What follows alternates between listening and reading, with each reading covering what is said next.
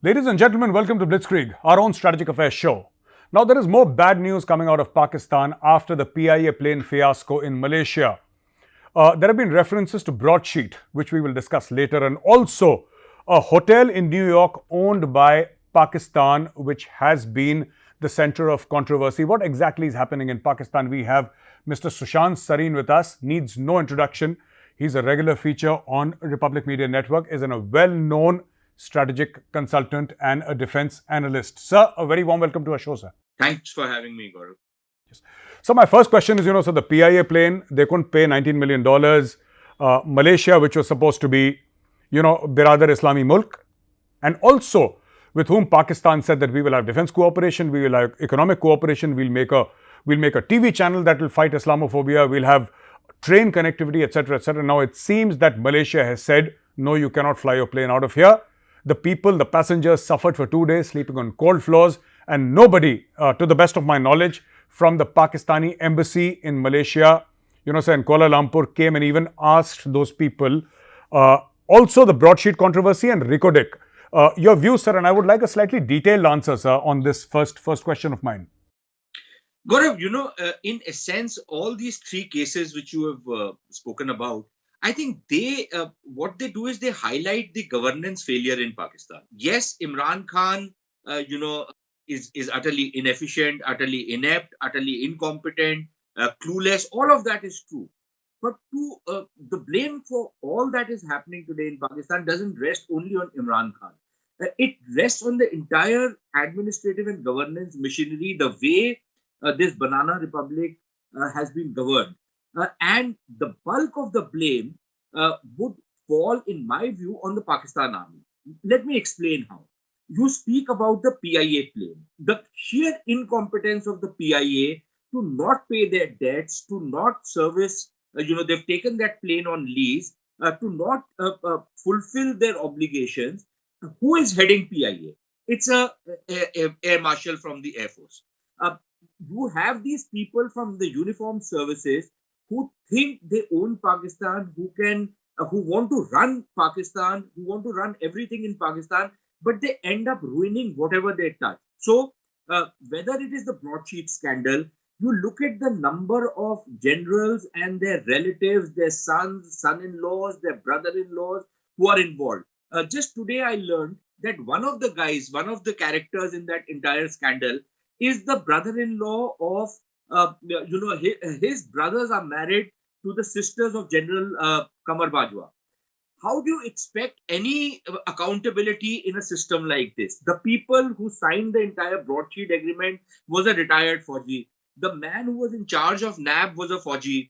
You name WAPDA and the electricity mess which is there in Pakistan, it is headed by a Fauji. You name the institution which is in ruins, it is headed by a Fauji. But everybody will blame everybody else, but not pin the blame on the people who think the whole country is a parade ground, and they can order people around and everybody will, stand to attention, salute them and deliver. It can happen in the forge where a task is given.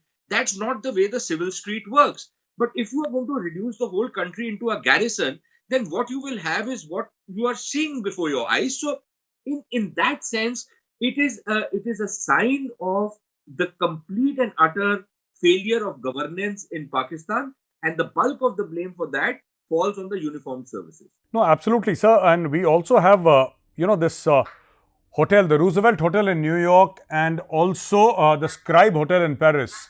And I'm informed through reliable sources. You're telling me that it's actually happened. I'm very surprised how any government can function in such a manner. Are these hotels, both these hotels in New York and France, have they been attached? What is the latest status of these hotels, sir? Look, the problem is, you say, how does a government function? The government actually doesn't function. How did this whole controversy come about on these hotels? It started with a judge who went absolutely, who was running amok with the judicial system, who suddenly decided that he's going to scrap a contract which had sovereign guarantees, the Ricodec contract as it's called. Now that claim has been going on for a fair bit of time, and the company, this was an Australian and a Chilean, it was a conglomerate, a mining conglomerate. which was awarded an arbitration award in excess of $5 billion. Now, the Pakistanis were told, the Pakistanis appealed, and they were told, okay, fine, you give about 50% of the money you put in a kind of a bank guarantee or in some kind of an account, so that we know that you have the intention to give. These guys just simply sat on that. Finally, the court in a court in the British Virgin Islands, because the PIA is actually registered in the British Virgin Islands. So a court in the British Virgin Islands issued an order freezing both the Scribe Hotel in Paris as well as the Roosevelt Hotel in New York. Incidentally, the Roosevelt Hotel, one of Imran Khan's cronies was trying to get into a deal with the Trump family and trying and selling it to them. So that entire deal making has also gone through the window.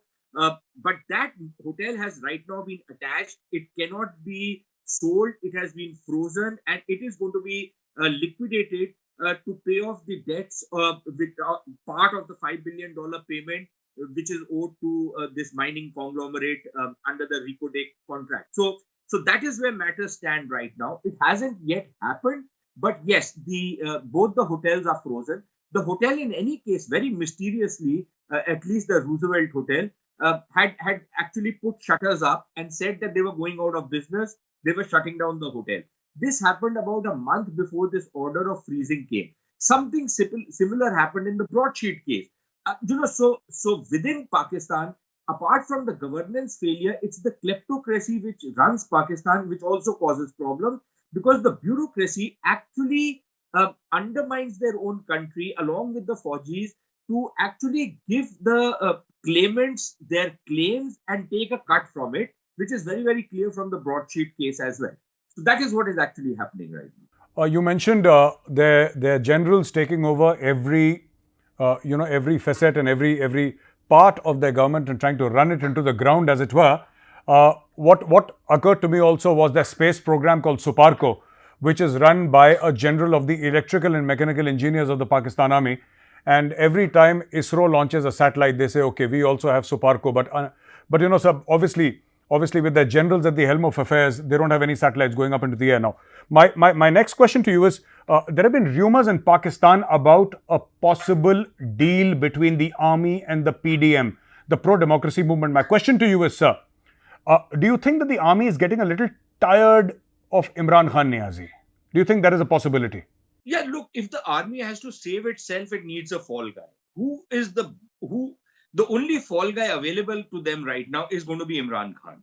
So ultimately, they will have to sacrifice Imran if they want to save themselves.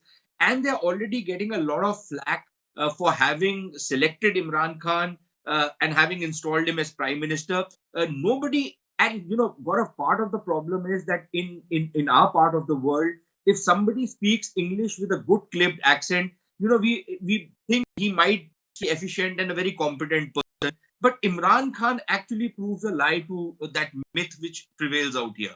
The guy is utterly brainless. The fellow, you whisper something into his ear in a moment, and the next moment he will try and make a campaign out of it. But the army actually now needs a scapegoat, and the best scapegoat they will get is Imran. The only problem for them is two. One, how do they get rid of Imran Khan without actually upsetting the entire apple cart? So I think that is, doing a very, very direct kind of an intervention. So that is one ticklish problem. But I think they might have found a way around that by resurrecting what is known as the foreign funding case, where Imran Khan, who pretends to be an extremely honest man, but lives in a palatial house on the hill, without explaining where the money to run such a house comes from. I live in a 3-bedroom flat, and I, probably earn more money than Imran Khan officially. And yet this guy runs this house. So on that foreign funding scandal, that has suddenly been resurrected after 6 years, and that could be one way of easing him out. But the second problem for the army is that once they ease him out, what do they replace him with? And because the opposition has directly targeted the army chief and the ISI chief, the problem then becomes that will it be the survival of the army chief or the survival of Pakistan? Because Imran Khan and Pakistan, I don't see how they can continue together for any length of time. It works very well for us if he completes his full term and runs Pakistan to the ground. But I don't think that is going to be acceptable. I think 2021 is going to be the year in which Imran Khan will see the back of him. But the problem will remain, how does the army actually strike a deal with PDM, on what terms and conditions, so that they can, live together in relative harmony, have some kind of a modus vivendi worked out, and function by throwing Imran Khan out. That will be the real, thing to watch out for, rather than whether Imran Khan stays on for another 3 months, 6 months, whatever. Mr. Sareen, I'm going to ask you to do a little bit of crystal gazing here, and I know this is not, an extremely appropriate question here, but Imran Khan and his close team feels there is no alternative to Imran Khan today. That is what they feel, and they're entitled to their thoughts. I'm going to ask you now, who do you think within the PTI, if there is a coup within the PTI, they remove Imran Khan and get somebody else, who do you think is somebody who could replace Imran Khan? Because we have all seen the foreign minister posturing for a very long time. He's strutting around like a peacock, posturing, if you know what I mean, sir. Yeah, so there, about 6 months back, similar speculation was underway, and the two names which were being mentioned, and the two guys who were strutting around as possible alternatives, one was, of course, Shah Mahmood Qureshi, and the other guy was this fellow Asad Umar. Asad Umar has a good lineage. He is the son of a general, so he kind of fits in very well. Again, an extremely incompetent man, because as a business executive, every company he headed, he actually ran to the ground. So he doesn't have a very stellar record, and even as the finance minister, he made a hash of things. But nevertheless, these were two people whose names are being mentioned. The problem, however, is going to be that Imran Khan is basically a cult, and PTI is in many ways a cult. Half of PTI is full of people whom the army has corralled into the PTI to win the election, who are called the electables. The other half is, people who are part of that Imran Khan cult. Now, if you get rid of Imran Khan, I'm not very sure if the party will survive in one piece, and the cult will go with Imran Khan for whatever that is worth. The electables will, however, switch their loyalties, which means you come back to the same question, that you will then have to have a kind of a khichdi government if you continue with the same parliament, in which you will have to have all sorts of characters becoming part of the government, which is not going to be an easy, thing to manage. There are just too many contradictions in that. So I think that is going to be a bit of a deal breaker. Perhaps a better thing for them to do would be to go in for fresh elections, with an understanding that whoever comes into power next, probably the PMLN, will have a leadership in place which does not, go after the army the way Nawaz Sharif has been doing. So yes, Nawaz Sharif will remain the boss in the PMLN, but he'll have to pipe down, as will the party have. Sir, I've spoken to a lot of Pakistanis, and they say that the days of military coups in Pakistan are over, and there is no Yahya Khan, Ayub Khan, Ziaul Haq or Pervez Musharraf any longer. And even if the army interferes, it's always, in the shadows. So, do you think there is any scope for any direct intervention by the army, seeing what Imran Khan and his government are doing today? The people are absolutely down on their backs on the road, sir. The price of everything is going through the roof. People are despondent. And do you see the 111 brigade coming out in the open? Do you see the old days coming back? Or you think, like most of the Pakistani intellectuals that I speak to, that if the army controls, they're going to try and control from the shadows, and there is going to be nothing up front? There is no Qamar Javed Bajwa coming and saying that I'm going to the presidential palace. That's not going to happen. So whether it's Qamar Javed Bajwa or somebody else, look, what does it take to do a coup in Pakistan? And I will quote Chaudhry Shujaat Hussain, who said 1 jeep and 2 trucks is all it takes, right? This business that there will be no coup. I remember in 1999, I was discussing this with some people in the Indian establishment. And even at that time, everybody said there will never be a coup in Pakistan.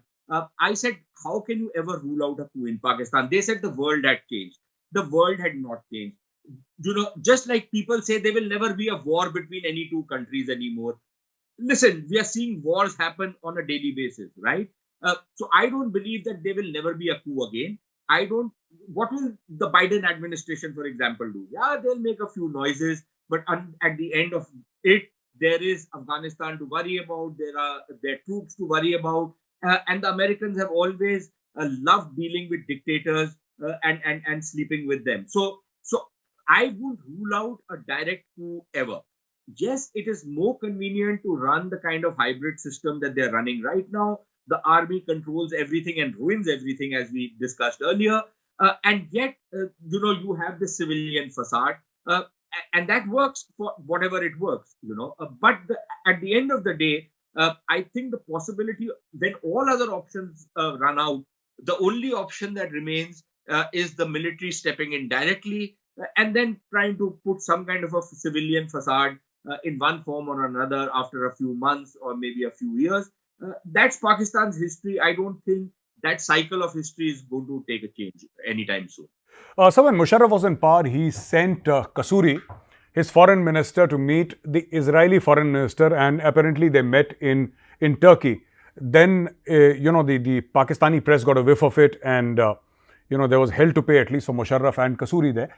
But this entire thing about having diplomatic relations with Israel, not many Pakistanis would like to discuss this so openly, but it is largely driven by GHQ Rawalpindi. It's driven by the Pakistan Army. Now, why this facade that, we stand for the rights of Palestinians? Why this facade in Pakistan that the Jew will never be my brother, he will never be my friend? And yet, behind the scenes, Pakistan wants to have friendly relations with Israel. Why this dichotomy? No, it's not really a dichotomy. I wouldn't say it's a dichotomy. Number one, I think for them it's a part of the religious belief that you cannot have any kind of friendship with the Yahud or the Hanud. Hanud is people like you and me, and the Yahud is, of course, the Israelis or the Jews. And that's part of the belief system which most Pakistanis profess. That is one part of it. The hypocrisy comes in when they look at Palestine as an Islamic cause. How come Xinjiang is not an Islamic cause, right? Now, the dilemma for the Pakistanis right now is that they have boxed themselves into a corner with their rhetoric. Yes, there is a section in the military establishment, and it's not new, it's been there for years, which has said that, listen, there is no reason why we should not have good relations with Israel. Why should we give a free, an open field to India to play in Israel? And all of that, and why can't we, kiss and make up with Israel and then benefit from whatever we can get through our alliance or our friendship with the Israelis? For example, it is said that the Jewish lobby was very instrumental in India's inroads that India made in the United States, for example. Part of it is real and a lot of it is myth.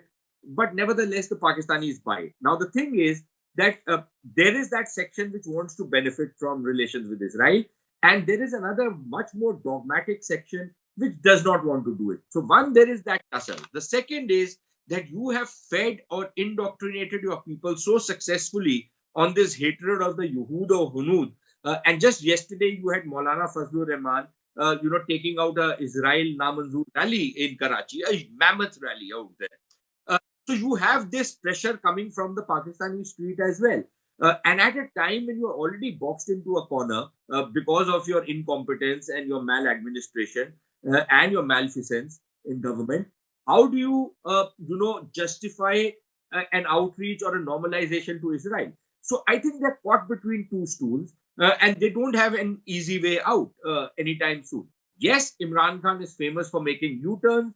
So just because Imran Khan says that I will not, make up with Israel, I will never take the man seriously, because tomorrow he will pretend that, he's made a U-turn. Like all great leaders take U-turns, according to him, he'll take a U-turn. So I don't think that's an issue. I also don't think that the mullahs in Pakistan are a big issue, because most of them are in the pay of the Arab states and others. Most of them, their madrasas and their shops run on money which comes from the Gulf.